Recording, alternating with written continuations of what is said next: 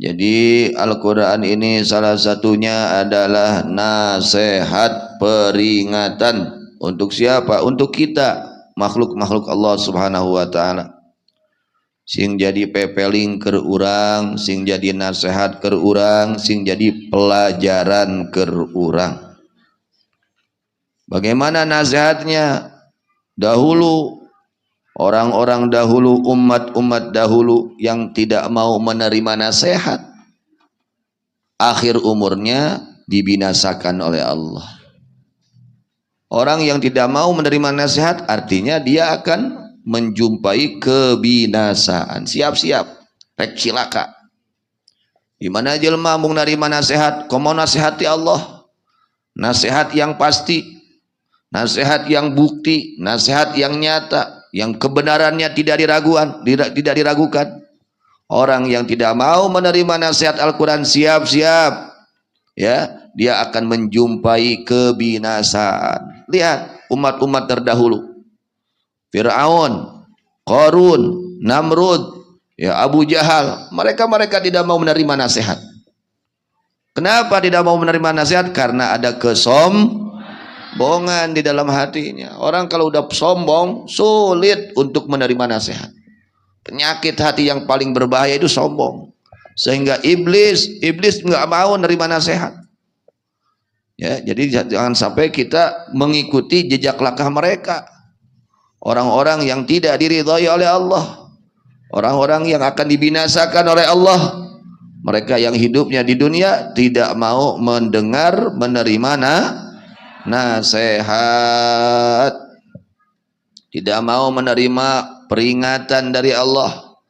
Sudah diingatkan oleh para nabi, oleh para rasul, ya, kalau mereka tidak iman pasti mereka akan binasa, tapi mereka tetap mengikuti keinginannya, tidak mau menerima nasihat. Ini menjadi peringatan untuk kita, ya, umat Islam saat ini. Peringatan Quran itu jadi peringatan, nasihat. Tuh nu baheula ge teu ngagugu mah cilaka. Jelma baheula nu gawena ngagugu kahayang cilaka.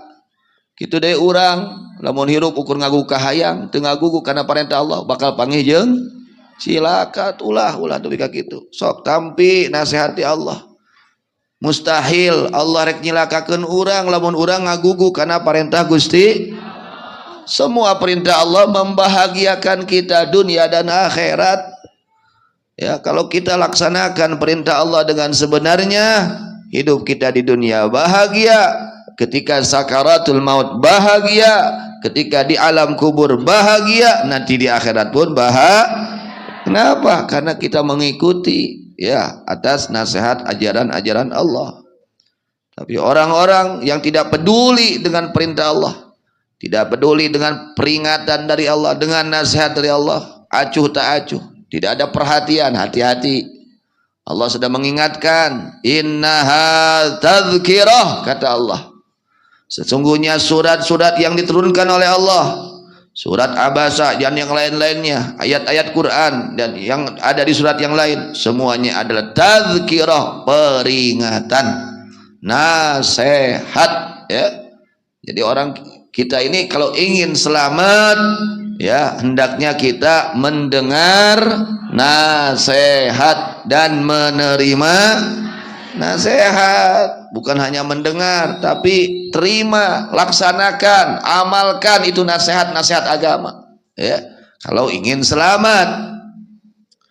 Faman syaa dzakarah, siapa orang yang menginginkan kepada itu peringatan, dia menerimanya, dia gembira atas adanya nasihat-nasihat agama, lalu dia menerima nasihat agama, ya, fatta'adha hafidha dzalika fatta'adha bih, maka orang tersebut menjaga itu nasihat, menerima akan itu nasihat-nasihat agama, nasihat Al-Quran.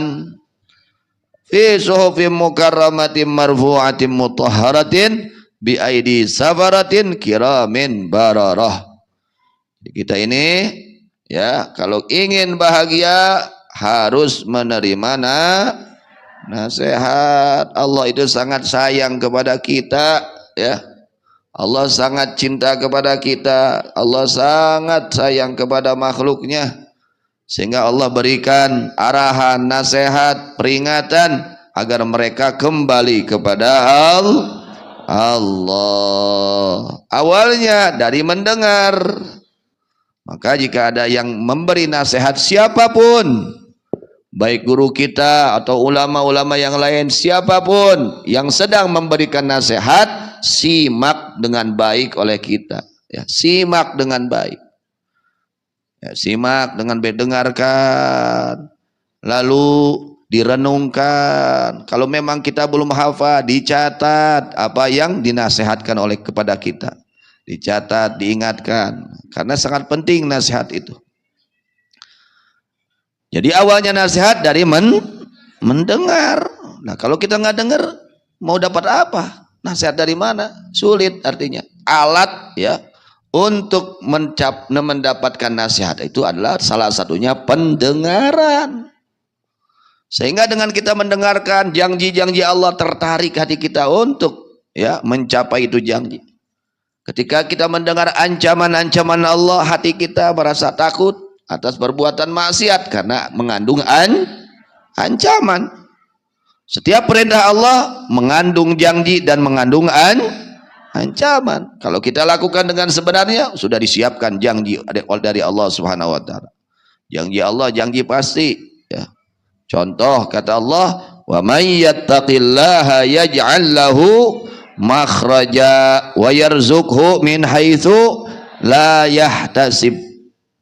Orang yang betul-betul bertakwa kepada Allah, betul tapi bertakwanya dengan sebenarnya, zahir batin, artinya didasari dengan ilmu, ya, melaksanakan perintah Allahnya betul-betul didasari dengan ilmu agama, ya, menjauhi larangan Allahnya didasari dengan ilmu agama, betul-betul takwa kepada Allah. Allah sudah jamin, yaj'al lahu makhrajan, ya, Allah jadikan untuk orang tersebut makhrajan, akan tempat keluar dari segala kesulitan.